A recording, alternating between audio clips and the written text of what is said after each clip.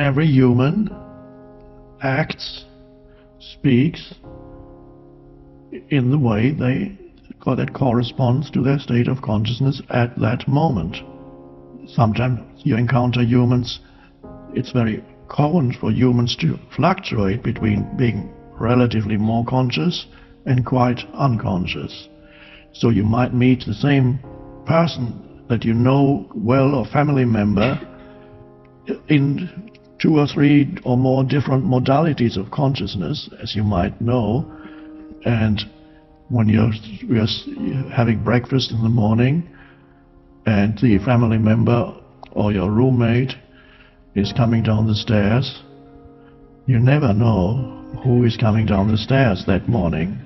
It could be a very cheerful and lovely person. Isn't it great to be alive? And the next morning it comes a completely different entity down the stairs and starts complaining, and why didn't you do this? You should have told me too long ago. I've been thinking about that all night. It's just awful. You always do that, don't you? Who is that? Well, that was the person that was light and cheerful yesterday morning, and who knows who's coming down the next day. So with people who are fairly unconscious, they are subject to enormous fluctuations, and you also, to the extent that you could call them virtually certain different personalities emerging at different times. So you're not dealing with one human being. People, and I'm talking about people who have not yet enough presence to bring about a continuous state of identity.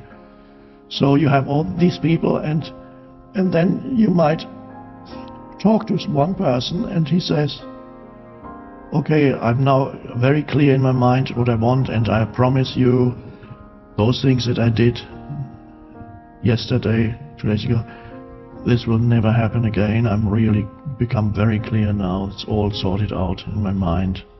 And this person is genuinely believing that he's at a relatively slightly higher state of consciousness. And a few days or weeks pass, and then he or she does exactly the same thing as before, or worse. And then you say, he's dishonest.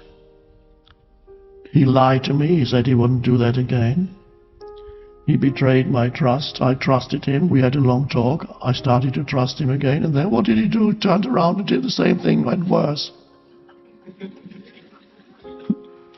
Not realizing these are, because the person is relatively unconscious, different sub-personality take that person over, which are just mental patterns, mental emotional patterns. They could be called sub-personalities. They take over that person, and then there's somebody else there virtually. And so it's not, if you draw certain conclusions that this person now can never be trusted again, no, it wasn't the same person. It's several different people there. If you draw some conclusion, and even draw some universal conclusion, then you yourself become deluded. If you say, you see, now I know people can't be trusted. They do lie all the time, don't they? So suddenly the one sub-personality becomes everybody. And well, it does apply to the majority of people still. You need to remember the majority of people are often completely possessed by mental, emotional forms of conditioning. And sometimes certain forms of conditioning arise very strongly and take over that person. And then that subsides.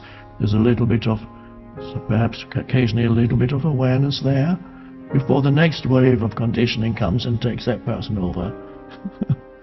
Once you see that, it's easier also to be with people, because whatever behavior a person manifests towards you is the same as whatever the present moment presents.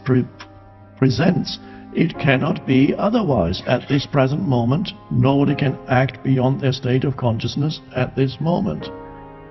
But you should be more conscious. More conscious? What are you talking about? You talk about consciousness, let me tell you what you did. Start arguing with an ego, you can never win.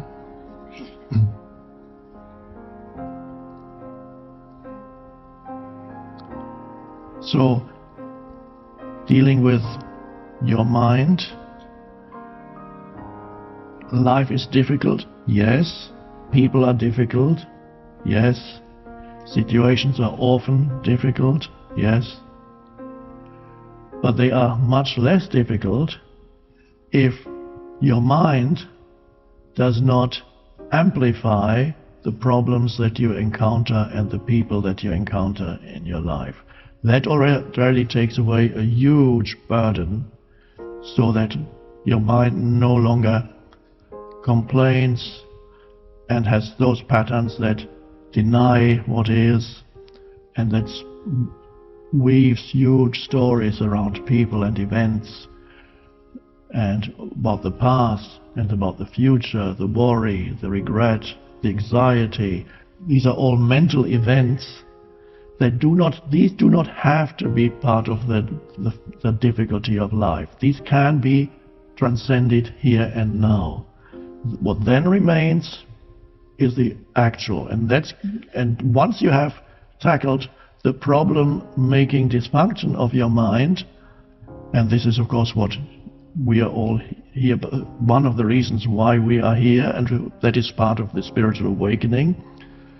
Once you go beyond the problem-making dysfunction of the mind, it becomes so much easier to deal with the difficult things in life. They are far less complex than the mind made them out to be. And there's always just looking, giving attention, then you become intelligent. You only become really intelligent when you can suspend for a moment the thinking function. So you rise above thought, and then you become alert, and then you look. Okay. And then you'll know what to do. And if the doing succeeds, it's fine. If it doesn't, you look again.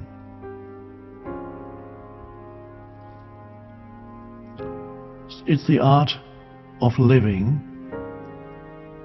So, without the dysfunctional mind, things get easier.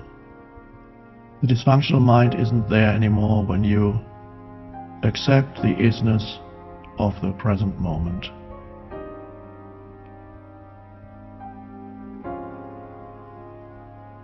So the challenges come, they are external and internal. Your own mind is a big challenge, but you're already in the process of transcending that. The other challenges remain, and that is good. However, for difficult situations, to push you into presence, it's good if that happens, but choose presence even when you're not being challenged, because that is vital. Otherwise the universal intelligence that underlies all phenomena will see that, oh, this guy needs more problems, because otherwise he goes to sleep all the time. Let's give him a few more.